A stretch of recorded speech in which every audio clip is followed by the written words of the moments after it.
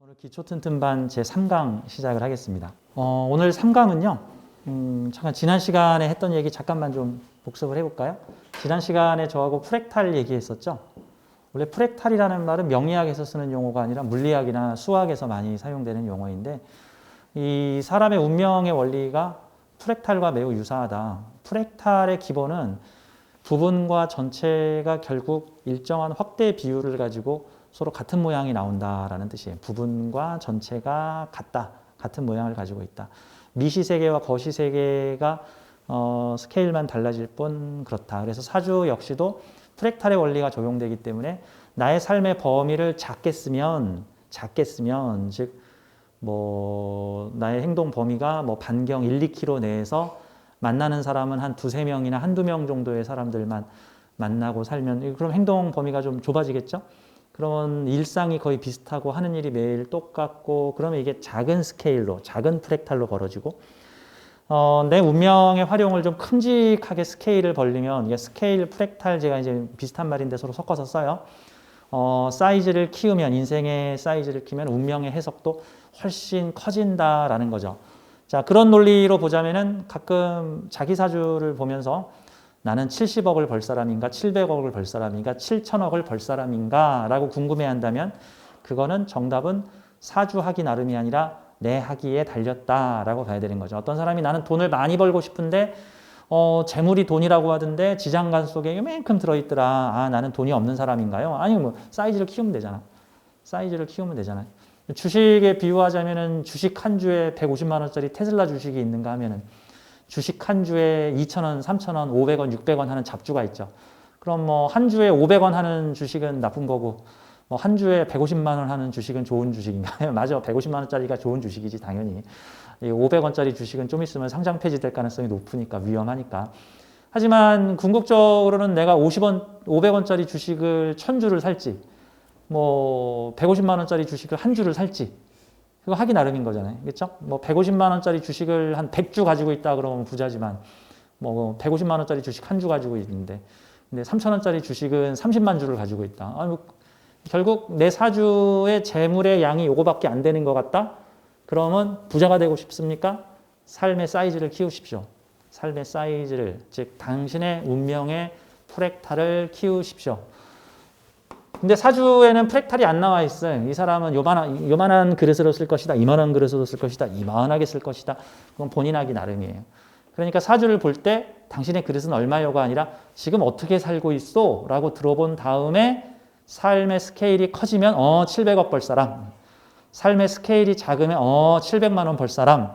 이런 식으로 판단해야 되는 거지. 그렇죠? 그러면 사주를 보고 당신이 삶의 스케일을 키우면 얼마든지 부자가 될 수 있는데 당신의 삶의 스케일이 너무 작소. 사주를 너무 작은 프랙탈로 쓰고 있어. 이제 이런 식으로 얘기할 수 있는 거죠. 그러니까 우리가 사주를 볼 때는 프랙탈이라는 관점이 필요하다. 즉 사물을 코앞에서 보느냐 100m 떨어져서 보느냐 멀찍이서 보느냐 나무를 보느냐 산을 보느냐 그런 측면과도 같은 건데 사주에는 프랙탈이라는 개념이 있다. 지난 시간에 프랙탈에 대해서 설명을 드렸어요. 이 사주가 있는데 지금 이 사람이 요만한 사이즈로 살고 있느냐 이만한 사이즈로 살고 있느냐 이만한 사이즈로 살고 있느냐 이따만한 사이즈로 살고 있느냐. 그럼 대통령이나 정치인이나 큰 사회의 영향력을 가진 사람의 사주는 그게 자신의 개인적으로 발현된다기보다는 내가 다스리거나 통치하는 사회의 전반적인 분야로 받아들여지는 거고 또 똑같은 사주인데 자기 집구석이나 자기 방구석을 나간 적이 없다라고 그러면 작게 활용이 될 것이고 같은 말이죠. 그래서 제가 가끔 비유를 할 때 사주에서 이제 사람들을 나타내는 걸 비견겁재라는 용어를 쓰는데 내 사주에 비견겁재가 많다. 많다라면은 3개 이상 정도 되면 1개 있으면 적당하고 2개 있으면 좀 적당한데 넉넉하고 3개 정도 있으면 많고 4개 있으면 많이 많고 5개 있으면 많이 많고 요즘 금리 얘기 나오면서 빅스텝, 자이언트 스텝 이런 식으로 그런 용어 차이예요. 자, 내가 비견겁재가 좀 많다. 그러면 3개나 4개 정도 된다. 그러면 내 삶의 미션 자체가 사람들과의 관계를 통해서 성장하는 형태다라는 거죠. 한 명이 할 일을 네 명이서 하라. 혼자서 할 일을 여러 명과 함께 하라. 지지고 볶고 싸우면 되는 일이 하나도 없는 거고 그들과 화합이나 통합을 이루면은 시장을 키우든가 일을 키우든가 권력을 키우든가 하는 형태들이 이제 나타나게 되는 사주니까. 근데 만약에 비경겁제가 많은 사주가 무인도에서 혼자 산다. 아니 어디 시골 마을에서 혼자 살고 있다. 1년에 사람 한 명 만날까 말까 하고 있다. 그러면 내 사주의 비경겁제들은 어떻게 발현되죠? 내가 사람을 안 만나는데 그냥 나로 발현돼요. 다 나로 발현돼.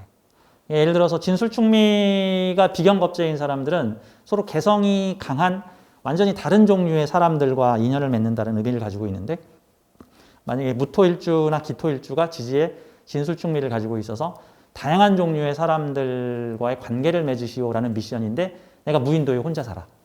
그러면 내 안에 오늘은 내가 진토족이 됐다가 내일은 내가 미토족이 됐다가 다음날 내가 술토족이 됐다가 아침에는 내가 미토적인 사람이었다가 점심에는 내가 술토적인 사람이었다가 나로서 발현되는 거죠. 캐스트 어웨이라고 하는 영화에 보면 그 현대판 로빈스 크루소 영화죠. 톰 행크스 형님이 주인공으로 나와서 비행기를 타고 가다가 비행기가 추락해서 어느 섬에서 혼자 살아가는 그 내용의 톰 행크스 형님 나오는 캐스트 어웨이라는 영화에 보면 그 톰 행크스 형님이 섬에서 혼자 살아가니까 너무너무 심심하고 무료하니까 거기 농구공인지 럭비공인지에다가 사람 얼굴을 딱 그린 다음에 걔한테 이름을 붙여 윌슨 해가지고 자기 텐트 앞에다 윌슨을 갖다 놓고 딱 이러면 윌슨 잘 잤어? 윌슨 오늘은 어떻게 지내? 난 말이지 오늘 좀 몸이 뻑적지근한데 자네는 어떤가? 하면서 그 농구공을 보면서 윌슨이라는 인격을 부여하고 같이 주고받고 대화를 나누죠. 그게 내 안에 윌슨이라는 성격을 그 농구공에 투여시키고 그 농구공에다가 인격을 부여해줘. 움직이지 않는 공이지만 그 사람 입장에서는 그것도 또 하나의 사람이다. 그런 느낌입니다. 자, 사주는 스케일의 차이다. 예를 들어서 진술충미 같은 글자는요. 크게 확장하면은 대륙의 물상도 되고요. 작게 확장하면은 그냥 뭐 그게 사람이 될 수도 있고 뭐 물건이 될 수도 있고 뭐 권력이 될 수도 있고 뭐 감정이 될 수도 있고 그런 느낌이다라고 볼 수 있는 겁니다. 즉 명리학에는 프랙탈, 스케일, 사이즈라는 개념이 존재를 하고 있다. 작게 쓰느냐 크게 쓰느냐는 내가 하기 나름이다. 사주를 좀 크게 쓰고 싶다면은 그럼 제가 가끔 이 프랙탈 얘기를 하면서 정주영 회장님의 사례를 아주 그냥 고인물처럼 울거먹는데 그런 거죠. 정주영 회장님과 똑같은 사주를 가진 사람이 쌀집 주인이었다. 그 둘의 삶의 알고리즘은 서로 비슷하였다. 그런 뭐 다들 그 근면성실 하셔가지고 새벽 6시, 아침 6시에 일어나서 부지런히 일을 하신 분이신데 정주영 회장님은 비행기를 타고 전 세계를 누비며 비즈니스를 하셨고 쌀집 주인은 자전거에 쌀을 싣고 자기 동네에 쌀을 배달하였는데 자기 동네를 벗어난 적이 거의 없다. 그래서 이 사람은 하루에 10만 원을 벌고 이 사람은 하루에 10억을 벌었다. 이제 이런 차이다라는 측면으로 봐야 되는 거죠. 그래서 가끔 내 삶이 고착화돼 있거나 너무 진도가 안 나가거나 너무 비슷한 삶이 계속 반복돼 있다라고 한다면 자칫 내 삶의 운명의 사이즈, 운명의 프랙탈이 어디선가 고정이 돼서 덜컥하고 움직이지 않는 어떤 그런 형태가 나오는데 그럴 때는 삶의 변화를 주는 게 좋죠. 가장 좋은 방법이 여행 떠나기, 안 가본 곳에 가보기, 새로운 사람과 만나보기, 안 만난 사람들과 만나보기, 안 해본 거 해보기, 공부하지 안 해본 거 해보기. 운동을 평생 안 하던 사람이 운동을 시작하잖아요. 운이 바뀌어요. 사람을 평생 한두 명밖에 안 만나던 사람이 새로운 사람들을 만나잖아요. 새로운 우주와 조우를 하게 되면서 내 운명이 바뀝니다. 자기 방구석을 벗어나지 않던 사람이 방구석에서 벗어나잖아요. 물론 요즘에는 몸만 벗어나는 게 아니라 정신이 벗어나는 사람들도 많아요. 게임 속 세계에 빠져가지고 게임 속 세계에서 사람들을 만날 수도 있으니까. 어쨌든 내 삶의 변화를 주게 되면은 스케일의 변화를 만들어 볼 수 있다. 그래서 예전에는 해외에 나가면 잘 되는 사주라는 느낌이 이 사주는 사이즈를 키우면 키울수록 크게 성공할 수 있는 사주이니 동네에서 놀지 마시고 큰 세계에 가서 노시오. 옛날에는 지방에 사는 사람이 큰 도시에 가서 사시오. 이런 느낌이었다면 요즘에는 한국에만 머무르지 말고 전 세계를 대상으로 글로벌하게 살아보시오. 이런 식으로도 요즘에 이제 얘기를 하게 되는 거죠. 자, 지난 시간에 제가 프랙탈 얘기를 했었습니다. 그 다음에 이제 사주 명리학에 대한 어떤 전반적인 개념에 대해서 9개의 칸을 놓고 쭉 제가 얘기를 드렸었죠. 여기서 제가 지난 시간에 무슨 얘기를 주로 핵심을 요약을 해보자면은 명리학이라는 틀 안에서만 운명을 바라보지 말고 명리학 외에 뭐 영성학, 뭐 또는 심리학, 그런 다양한 어떤 학문들을 동원하여 운명에 대해서 다각화된 시각으로 바라보자라는 측면으로 말씀을 드렸습니다. 저는 명리학 공부하면서 이런 생각이 들었어요. 명리학을 공부를 하다 보니까 꼭 명리학으로 미지의 세계를 탐험을 하는 것은 꼭 광부가 똑같은 드릴로 땅을 파고 뚫고 들어가는 듯한 느낌인데 어떤 하나의 패턴을 가진 드릴로 땅을 파고 들어가는데 그러다 보면은 어떤 바위는 잘 뚫는데 어떤 바위는 못 뚫어. 뭐 어떤 집안은 소용이 없어. 무용지물이야. 그럴 때는 광부가 여러 가지 종류의 드릴을 가지고 있다가 야, 앞에 뭐가 막혔는데 이 드릴로는 안 뚫린다. 야, 다른 드릴 갖고 와봐. 이걸로 뚫어보자. 이걸로 뚫리니까 뚫린다. 그래서 또 다른 드릴을 갖고 와봐. 다양한 무기를 사용해 볼 수 있죠. 저는 명리학 공부할 적에 막히는 게 너무 많았어요. 사실 명리학이라는 공부의 한계가 분명히 있어. 이 한계를 벗어나기 위해서는 좀 다양한 학문적 융합이 필요합니다. 그래서 명리학 공부를 하면서 뭐 다양한 심리학, 영성학, 철학 이런 용도들이 같이 좀 폭넓게 공부를 해보자. 특히 이 중에서도 제가 뭐 과학에 대한 공부도 좀 필요하다. 왜? 요즘에 양자역학이라고 하는 분야가 미시세계를 다루고 있는데 이 미시세계와 거시세계라고 제가 지난주에 말씀드렸죠. 세상은 눈에 보이는 세계인 거시세계와 눈에 보이지 않는 세계인 미시세계로 나눠져 있죠. 원래 인간이 세균의 존재를 알게 되면서 최초라고나 할까? 어떤 면에서는 세균들의 세상도 미시세계라고 볼 수 있죠. 그전에는 병이 일어나면은 우리가 병에 걸리면은 무슨 사탄마귀가 우리를 해코지를 하는가 보다. 뭐 이런 식으로 잘못 알고 있었는데 알고 봤더니 눈에 보이지 않는 세상, 아주 미세한 마이크로한 세상에 어떤 새로운 세상이 펼쳐져 있는데 그곳에 세균들이라고 하는 또 세균도 종류가 또 여러 가지가 있고 그 또 세균보다도 더 단위가 작은 바이러스 같은 애들도 있더라.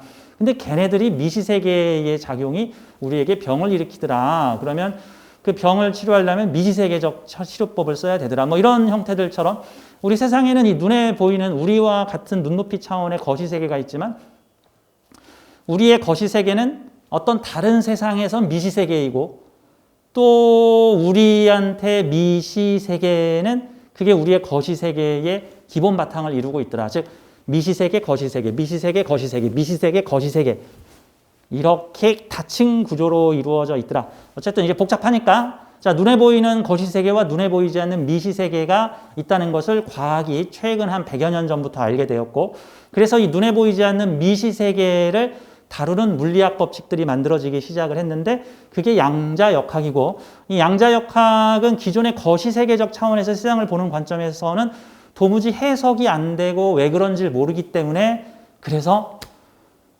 그냥 그런 줄 알아. 그걸 이해하면 그게 더 이상한 거야. 자, 이런 형태로 세상을 보게 되었다. 근데 이 미시세계의 규칙은 어떻게 보면 우리 운명학도 어떤 면에선 현상을 보는 세계와 현상 이면을 보는 세상의 학문으로 볼 수가 있는데 우리의 운명학이라는 것도 현상 이면에 있는 세상, 거시세계의 이면에 미시세계가 있더라. 그래서 과학도 거시과학이 있고 미시과학이 있는 것처럼 우리가 어떤 세상을 살아가면서 판단을 내릴 때 눈에 보이는 세상에 대한 물리적 규칙들이 있고 눈에 보이는 세상의 어떤 그림자, 뒷면에는 뭔가 또 다른 운명의 법칙이 있지 않을까. 그래서 우리는 그런 눈에 보이지 않는 세상의 규칙을 연구하고 있다. 운명의 법칙을 우리는 알고자 하고 있다. 우리가 공부하는 것은 그런 내용이다. 옛말에 이판사판이라는 말이 있죠. 이판사판. 보통은 뭐가 일이 에라 모르겠다 이판사판이다 뭐 이런 식으로 쓰는 말인데 이판사판이라는 용어 자체가 나온 거는 그 조선시대에 스님이 두 가지 종류가 있는데 이판승이 있고 사판승이 있습니다. 이판승은 이렇게 정신적 세계를 탐구하는 돌을 닦는 스님을 이판승이라 그러고요.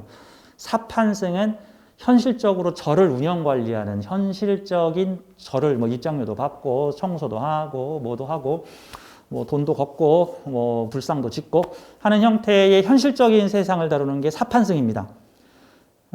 그래서 이걸 판단할 판자를 쓰고 있는데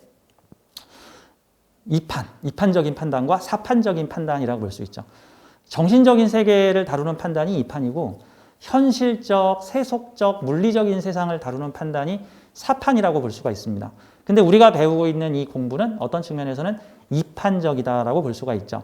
근데 우리는 현대 시대는 사실 사판적인 사회죠. 현실, 눈에 보이는 현실에 난 부자가 될 거야 뭐 하면서 이제 뭐 성공할 거야 이런 걸 추구하는 어떤 세속적 사판의 사회인데, 하지만 그 사판의 기반에는 보이지 않는 세상, 이판적인 규칙들이 만들어져 있다. 그런 측면이다. 그러니까 나의 어떤 현실적 논리로만 운명을 바라보면은 운명론이 이해가 안 될 수가 있다. 아, 너무 이상론적인 얘기만 하는 거 아니야? 호신쌤이? 이런 생각이 들 수도 있어요. 자, 우리가 보이지 않는 세상을 공부를 한다.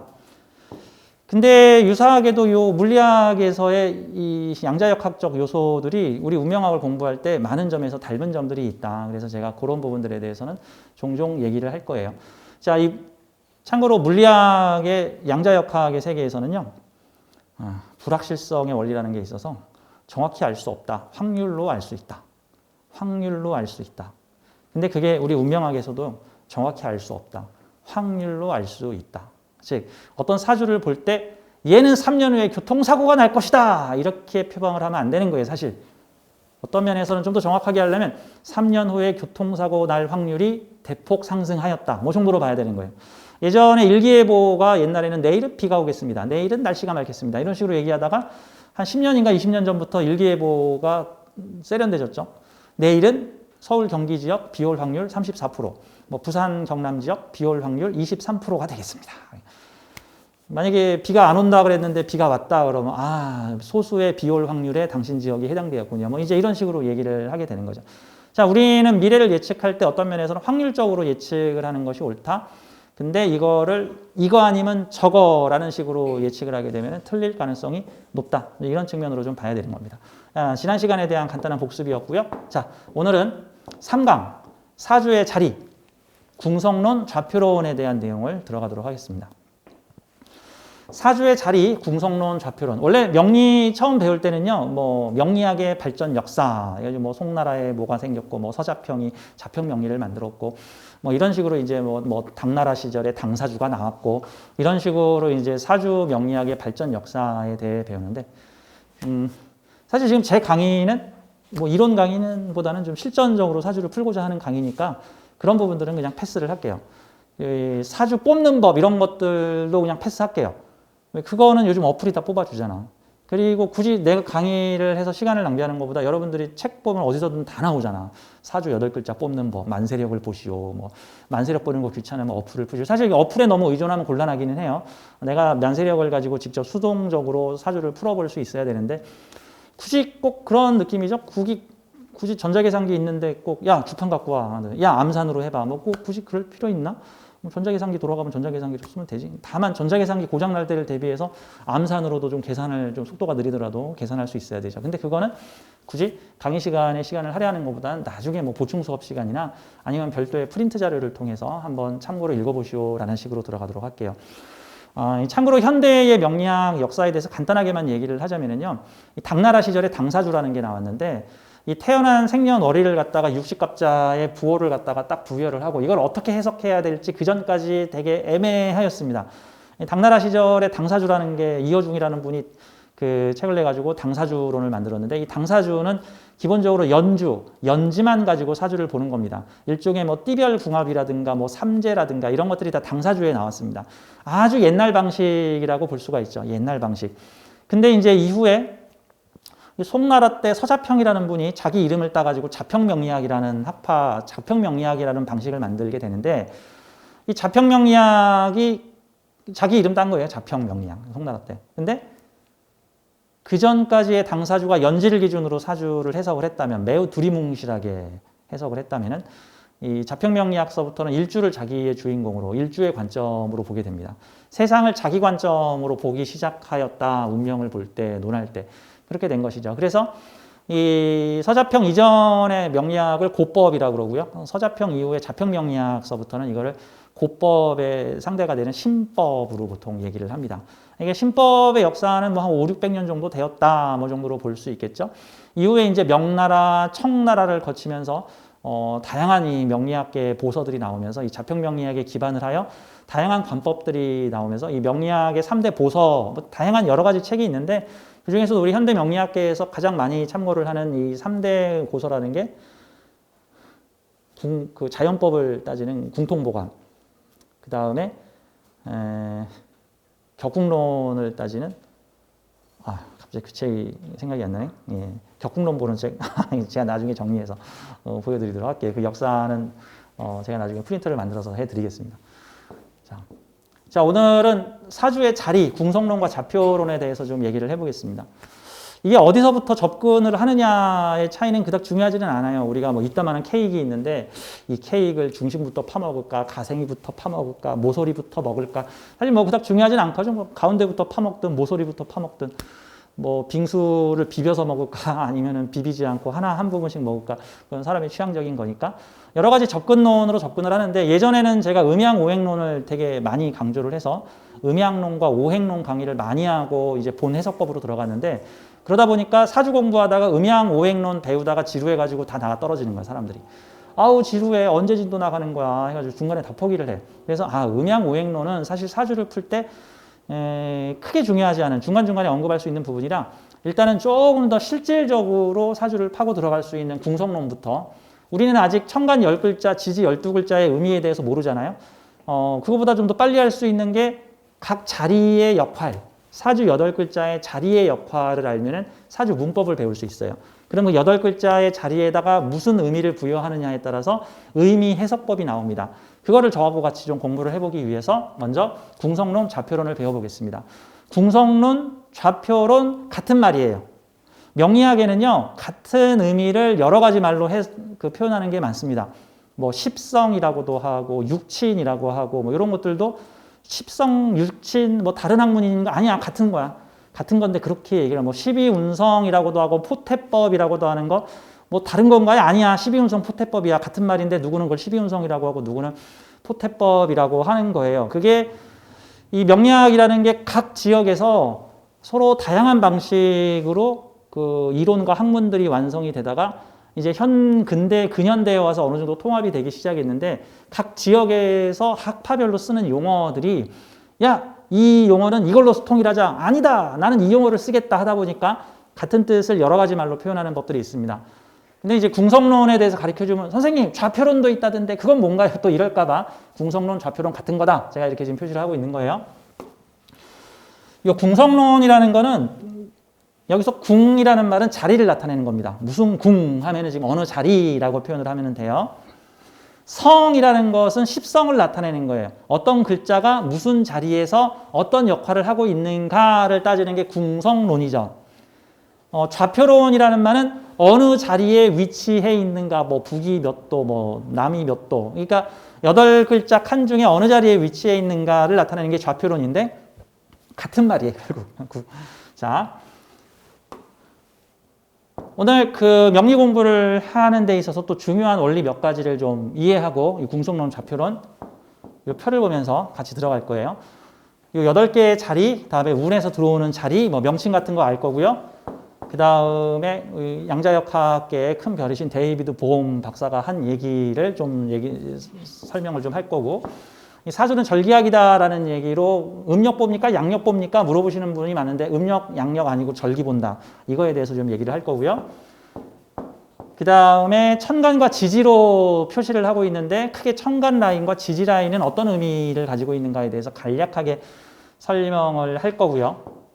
그 다음에 이제 아마 이게 다음 주에 들어가게 될 텐데 사주 문법.